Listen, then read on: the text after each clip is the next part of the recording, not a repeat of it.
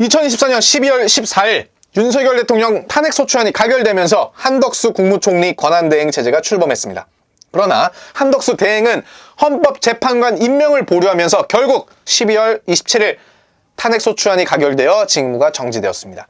그로 인해 최상목 경제부총리가 대통령 권한을 맡게 되는 초유의 사태가 벌어졌는데요. 그의 공식 직함, 무려 대통령 권한대행 국무총리 직무대행 부총리 겸 기획재정재정부, 헌법재판관 3명 중 2명만을 임명하며 나름 잔머리를 굴리며 아직까지 권한대행을 이어가는 최상목 대행. 그는 과연 어떠한 길을 걸어왔는가? 오늘 간단하고 대충 알아보도록 하겠습니다. 최상목, 1963년 6월 7일생, 올해 61살, 서울 용산구 출생으로 현재 거주지도 용산. 서울대학교 법학과 82학번. 이분도 서울대 법대입니다. 참고로 윤석열은 서울대 법대 79학번. 1985년 행시 패스하며 재무부에서 공직 생활 시작. 사무관 시절에 국제금융국, 경제정책국을 비롯해 비서관, 증권제도 과장, 금융정책과장 등 금융정책국 핵심 보직만 역임하며 탄탄대로 그야말로 에이스 최상목.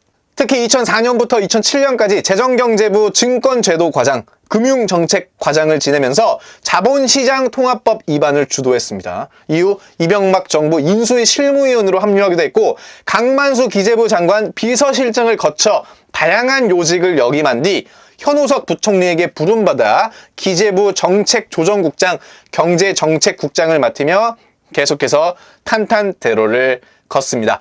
박근혜 정부에서는 대통령 비서실 경제금융비서관 그리고 재정기획부 제1차관을 지내기도 하며 한때 기재부 직원들로부터 가장 닮고 싶은 상사에 선정되기도 했던 최상목 대행. 박근혜 대통령이 국정농단으로 탄핵된 이후 문재인 정권에서는 이곳저곳 떠돌아다니며 야인으로 지내며 사람들에게 잊혀졌는데요. 그런 그가 윤석열 대통령 당선 뒤에 제20대 대통령직 인수위원회 경제 1분과 간사로 참여하며 화려하게 복귀했습니다. 윤석열 정부 출범 이후 경제수석 비서관에 취임했고 추경호 경제부총리 후임으로 2023년 12월 29일 부총리 겸 기획재정부 장관으로 임명됩니다.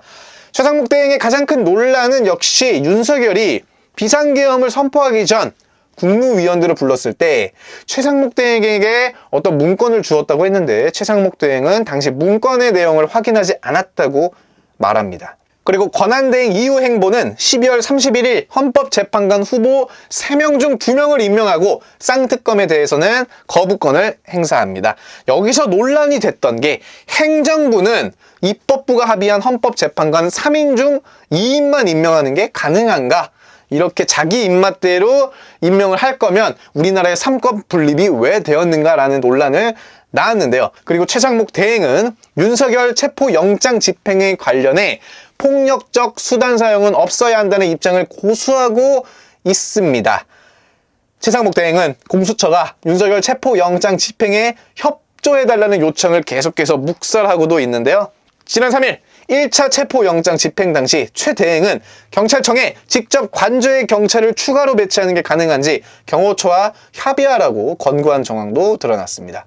평화적으로 윤석열을 체포하기 위해서는 최상목 대행이 경호처의 지휘권을 행사하면 되는데 그는 어쩐지 미적지근하게 지켜보고만 있습니다. 결국 경호처의 범죄 행위를 방치하고만 있는 상황인데요.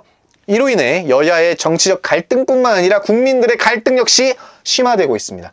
권한대행으로서 하루빨리 결단을 내리어 혼란한 상황을 잘 수습했으면 좋겠습니다. 과연 최상목 대행, 그야말로 에이스의 길을 걸어온 그는 탄핵당하지 않고 계속해서 임무를 수행할 수 있을지 지켜보도록 하겠습니다. 감사합니다.